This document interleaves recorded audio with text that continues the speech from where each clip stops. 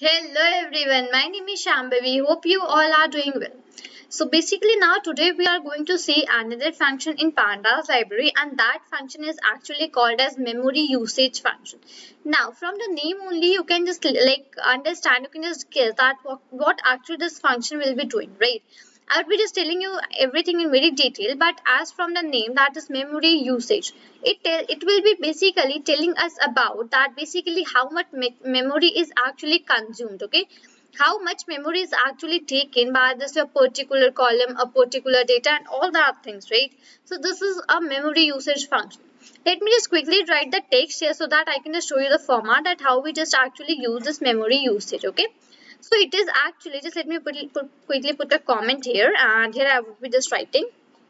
Okay, so it is actually memory underscore usage. Okay, so underscore is also a part of this function only, and that is memory underscore usage. Whenever, like, keep this thing in your mind that whenever apply the memory usage function, so do not forget to apply this underscore between the memory and between the usage, as this is a part of this function only, right? So let's move towards the other thing, that basically what is the use of this memory function and basically what it actually does, right? So for that, basically I will be taking the text here so that I can just like write the things and show you that what's the actually use of it, right? So here we go. Right. I would just request you to listen to me very carefully, because right now I'm just going to tell you that what's the use of this memory underscore usage function, right? What it actually does, right? Fine. So basically this is a function. This is, let's say I would just write here, this is a function that returns how many how many memory each column uses in bytes. Okay, first thing, that this is a function that returns how many memory each column uses in bytes. Okay, keep this thing in mind that it will always return the output in the form of bytes. Okay, bytes means that basically whatever the output in the numerical value you will be getting, that will be in the form of bytes only, right? So this is a function that returns how many memory each column uses in bytes. Now next thing about this function is that it is especially used when it is especially used when we work with large data frames. This is very obvious that basically whenever you are working with large data frames, there you need to have a look of this thing also, that basically how much your this particular column is consuming your memory, right? So in that case, basically this function is very useful, right? So this is a function that returns how many memory each column uses in bytes. This is the first thing, okay? Second, it is especially used when we work with large data frames, okay? Right. So what I will be doing is that I will be making some random data frame here that would be a little bit large, and then we'll be just like seeing that using this memory underscore usage function. Right, so let's get started with the things. So here I would be just firstly I would just importing my libraries, that is import, first would be my numpy as np, right? So here what I am doing is that I am importing my numpy library in the short form as np, right? I would just come down. Next is that I would be importing pandas as pd, okay? Okay, just one second, let me show that right here. Fine. So import numpy as np and import pandas as pd. So these are the two libraries that I have imported here. So for numpy, I have given the short form as np, and for the pandas, I have given the short form as pd. Right. Now I would just run this here for a while. Okay. Now what is my next step towards this thing? So basically my next step is that I would be making my data frame here. Fine, because I just mentioned in the starting of the series also, right now I'm just telling you that we are not just basically particularly focusing on any one data frame, okay? So because like I just want to like tell you that basically how you can just make different data frames on your own also, and just use these types of functions, okay? So for that, I'm just again making one of the data frame here. So I would be just writing df underscore memory. Let's say this is the name for my data frame that I have taken, the variable in which I would be storing my data. Fine, df underscore memory. Now I'll put equal to sign, and then basically I'll be using pd dot. Now this pd is actually the short form for the pandas library, and why I am using it here? Because pd is a short form that is given to my pandas library, and whenever we just make the data frame on our own, okay, whenever we just make the data frame on our own, so in that case basically we use the pandas library, fine. So df underscore memory is equal to pd dot. Now here I'll be using data under data frame, right, bracket. I'll just put the curly brackets. Let me just show you that thing. Right. Now what I actually have, I'll be putting these semicolons, and then let's say I just define one of my columns, and let's say the name of my column is one only. Okay, one is the name for my column, and in that basically what I just want to store. So in this one I want to store some random values, right? So in that case I would be using np dot. Now whenever I just know, like, you need to use a random module, okay?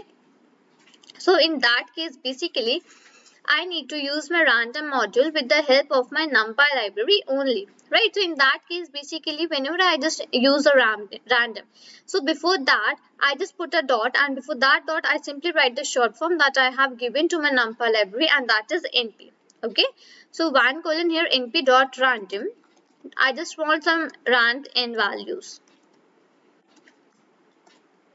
rand in, and in the bracket let's say I would be just like mentioning some value here, okay? Let's say I would be mentioning 1000000, let's say 600, okay? Let me count, fine, because I mentioned that we need to take some like large data, and that basically it is used, right? So for that I'm just taking it here, fine. Okay, I just put this comma right here, and now what I would be just doing, I would be same, I would just declaring another column here, okay? Now my second column would be named as 2.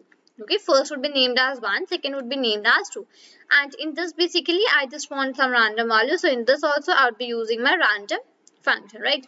So for that what I need to do here is that I simply need to use my NumPy library, right?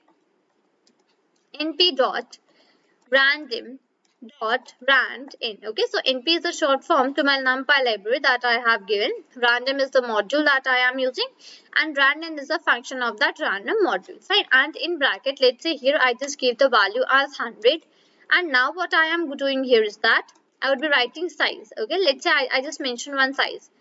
Okay, let me just show you because this thing is coming, right? So let's say here I'm just writing 1 2 3 4 5. Okay, I'm mentioning let's say 5. Here also I would be mentioning 5, and here also I would be mentioning 5 only, fine. So this is basically what I have just done here, fine. Size is done, and for this one it is also done. So I would just come down here, and now I just want to check out the shape, that actually what is the shape for this frame that is actually made here, right? So I would just write df underscore memory. Df underscore memory is the name of my variable in which I have stored my data, right? Df underscore memory dot, and here I'll be using shape, and now I'll be just running it for a while. Okay, so basically random got an unexpected, okay, what it is showing me that rand in actually got some unexpected things here. Okay, size. Okay, let me take it to rand integer. Okay, rand int does not support the size, so I would be just taking to rand int. Okay, and now I would just running it for a while. Right, so now, okay, tuple object is not callable. Okay, just let me quickly remove this brackets because these are not allowed. Right. So here basically it just showed me that it has, okay, 1, 10, 100,000, 10,000 lakh. Okay, it has 1 lakh rows and 2 columns. Fine. Now it is something like quite nice, which we need to check out the memory for this, right? So in that case, basically, I would be using df underscore memory. Firstly, this is my function, that is df and variable in which I have stored my data. That is df underscore memory. Fine. Dot. And now here I'll be using my memory usage function. Okay, me. Okay, it is written here, right? And I would just put the bracket. So df underscore memory is the name, is a variable in which I have stored my data, and memory usage is the function. Now I would just run it. Okay, so now basically now it is giving me that index is 128 1 for the one column, the column name which is 1, it is basically 1 100,000 10,008. So it is giving me some values here, right? So this is basically the memory in bytes, right? It is the memory in bytes, that with this much of memory it is used by these columns that are 1 and 2. Right. Now if you just want to see the memory in the megabytes, let's say in a megabytes you want to see, right? In that case basically what you will be using, so in that case basically I would be just like putting a like let's say comment here that memory okay, memory usage of entire data frame in megabytes. Okay, memory usage of entire data frame in megabytes. Okay, now I just want to see that what is the memory usage of the whole data frame into megabytes. So for that, firstly I would use my variable that is df underscore memory, right, in which basically I have stored my data excuse me, that is df underscore memory, right? Now I would just put one dot here. After that I would just use my memory underscore usage function. That is done. Now what I would actually do is that firstly I would just do the sum of this, okay, sum. I would just apply my sum function to here. Okay, right here, okay. So I just use my variable that is df underscore memory. Now please listen to me very carefully, okay, this is a little bit confusing here. So df underscore memory, okay, I have just used it here. Then I just put one dot and here basically I used memory underscore usage, right? So that is basically my function. My function name was memory underscore usage. Then I just put a dot and then I used my function that is sum. So that is basically used for doing a sum of all these, right? Now what I would just do, I would just divide this by, okay, now I would just divide it by 1024 into multiplied by 2. Now basically here why I am just dividing it by 1024 multiplied by 2 and okay, double power here 1024 double one, right? Because the first thing is that I am having two columns, right? So in that case I am just giving the power of 2 and I want to convert it into megabytes. So in that case basically I am writing here 1024. Okay, so now I just put one comment here and I am just writing here that converting into megabytes. Here I am just converting it into the megabytes, right? And now I would just run this program for a while, right? So now here it is giving me the whole memory usage in the bytes, okay, for the megabytes, okay, memory usage of entire data frame in megabytes. So this is the whole value which it came here, right? So this is basically here I just use my memory usage function for finding out the memory into the megabytes. So for that basically I just divided by 1024 to the power 2, right? So this is basically how we can just use this function that is memory usage. So this is a function that returns how many memory each column uses in bytes, right?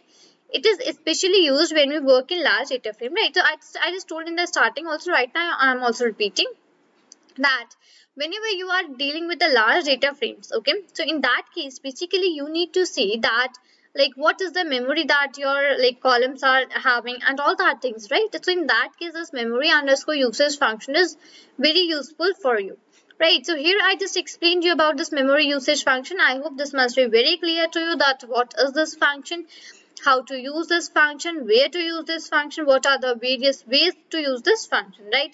So this is all for this video. Till then, thank you and take care.